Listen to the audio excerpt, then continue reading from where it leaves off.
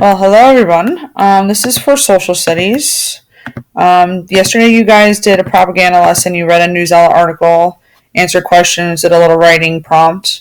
So today we're going to do a slideshow, and then you guys are going to be analyzing two different propaganda posters from World War One. So we're going to go through the slides. You are encouraged to take notes on the Google Doc that's also attached. I have a notes section for you. Here it is here. Each slide that I posted is a slide that you should be taking notes on because like next week I am giving you guys a quiz on World War One. Then we're going to be starting a new unit which is going to be on the Roaring Twenties. So make sure that you're taking notes so you're understanding this. If you have any questions, as always, feel free to message me on Remind or on Google Classroom. So here goes our presentation.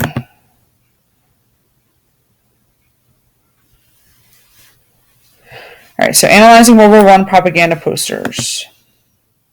The objective is I can understand and identify propaganda and the role played during World War I, and I will be graded using a rubric. I'll be grading you on that when I grade your classwork. The First World War was the first global war that used total war. And total war is people around the world focused on all of their energies on winning the war. So this is actually very important. You should be writing this down on your note sheet as we go along. You can also do it on paper as well. I know some of you do like to write, so you can also write your notes on paper. Okay, so these are two propaganda, well, this one's propaganda poster, and this is a picture of factories during the time period. So men were encouraged to join the fight. They were encouraged to join the military, and then factories at that time focused solely on supplying people with the materials they needed for the war. So factories that were once maybe, I don't know, make furniture are now making machine guns or making something else for the war. No, they don't have machine guns on. So these are men working. Actually, some of these are actually women. Women were actually encouraged to work in the factories while men went to war. So they replaced a lot of the men in the workforce. This is also a picture. The Spirit of America joined. Women were also encouraged to join branches of the military, such as the Red Cross. So they were nurses during World War I. These are also propaganda posters that were used.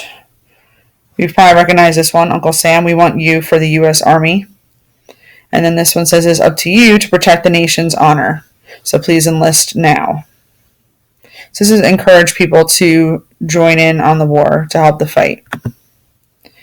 So what is propaganda? Make sure you know this because we talked about propaganda. We talked about it with the other wars we've mentioned, the Spanish-American War and the Progressive Era. So propaganda is a persuasive technique used to spread information to help or hurt a cause. Governments use propaganda to support total war in a country. So posters were plastered everywhere to get people to involved in the war. Okay, so this is just a check for understanding. You don't have to answer it, obviously, but it's something to think about. How did propaganda work to convince people to help in the war effort? So I just went through that, so that's something to think about when you're taking your notes, when you're doing the propaganda analysis. All right. Common objectives of propaganda. So the reasons why they wanted to use propaganda was to unify the people of a country to support the war. They also wanted to convince people to save resources like food, oil, steel, things that were necessary to fight the war. They also wanted to recruit soldiers. And they wanted to persuade people to participate in the home front organizations to support the war effort. Tools used in propaganda. So we're going to go over all of these. So these are ones that I want you to take note on in the next couple slides. So demonization, name-calling, patriotic symbols, catchy slogans, and appeal to fear. So those are the tools used in the propaganda posters. So here's demonization. This tool convinces people to hate the enemy by depicting them as evil. The enemy may be portrayed as a scary creature or the devil himself. This tool becomes more powerful when the enemy can be blamed for committing atrocities or really, really bad things against women and children.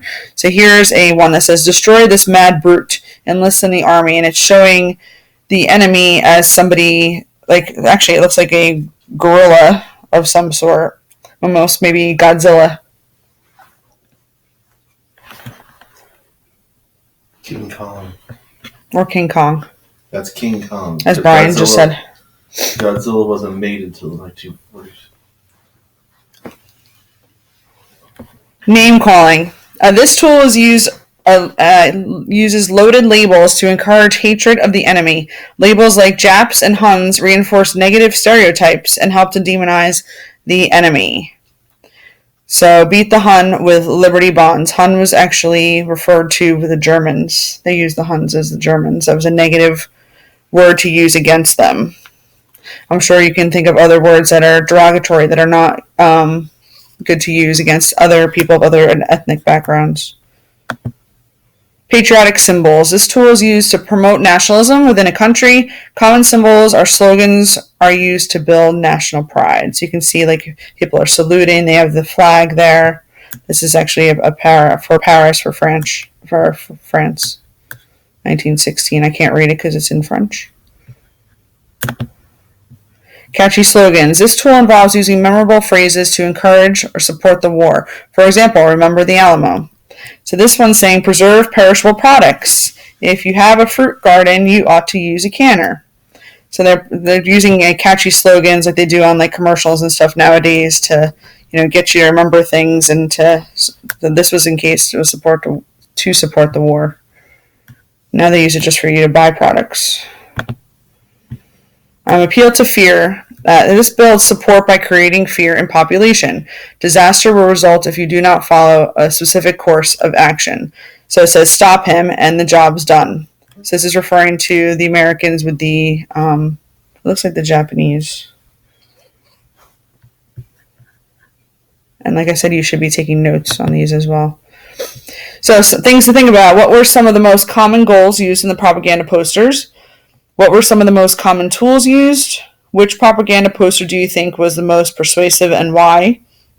And to what extent does propaganda appeal to emotions and not reason? So these are good things to think about when and maybe to answer when you're doing your Google Docs. Let's just go flip to that real quick so I can show you the assignment there. So those are your notes. You should have all those all filled out by now after we did that. And then your directions are to look at the Google slideshow and then complete the questions for both of the posters below. Then take a picture of your completed work and send it to me, or obviously, some of you do have this at home, but as a handout, I think 6 of you got it. But if you're doing it on here, you're just obviously going to turn this into Google Classroom. So step 1 would be to look at the poster, describe what you see in the poster. You're just saying like, what do you notice? What do you wonder? Like we do for gallery walks. Step 2, list the propaganda tools used in the poster. So refer to the slideshow. What are the 4 or 5 things that we talked about that the propaganda poster could use? And step 3, describe the goals of the poster. What do they want people to do? How do they want people to act? I know this is in a different language, but just think about what they want people to do, like in the picture-wise, not in the wording. And then this one, same thing, poster 2, describe what you see. List the tools used. It could be more than one, not just one. It could be like 3 of them. And then describe the goal. This one is in English. You can tell that to the Marines at 24 East and 23rd Street. So that is that one. And that is it for today. When you are done, either, like I said, take a picture of it and post it, or just put this on Google Classroom and submit it. I will talk to you guys soon.